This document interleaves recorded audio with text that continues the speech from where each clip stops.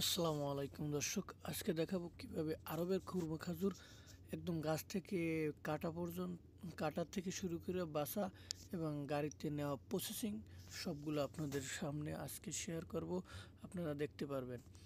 তো এখন দেখতে পাচ্ছেন গাছে উঠতেছে, অর্থাৎ কার্বে।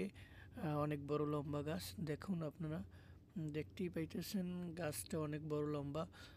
তো কার্যক্রম শুরু। তো এভাবে কাটার পরে নিয়ে আসা হয় একটা তিরপলের উপরে, অর্থাৎ ফর্সার উপরে। তারপরে এভাবে কাজুগুলো ছড়া থেকে আলাদা করা হয়।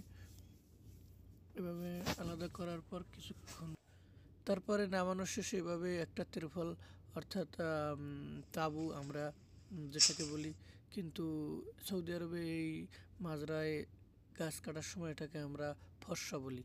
তা এভাবে ফর্সার উপরে রাখা হয়, ফলের উপরে বাছা হয়, অর্থাৎ কাঁচা এবং যেটা খারাপ ওইটা আলাদা রাখা হয় এবং খাজুরগুলো নিচেই ফেলানো হয়। এগুলো কিন্তু সবই খাজুর, খুব সুন্দর। হ্যাঁ, এগুলা মানে দেখতে যতটা সুন্দর তার সাথে খাইতে অনেকটা সুন্দর।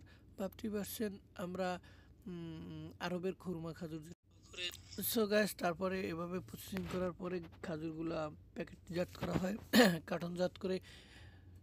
সর্বশেষ প্রসেসিং গাড়ি করে নিয়ে যাওয়া হয় মার্কেটে, বিভিন্ন দোকানে অথবা বিভিন্ন কান্ট্রিতে আপনারা পেয়ে যান এভাবেই।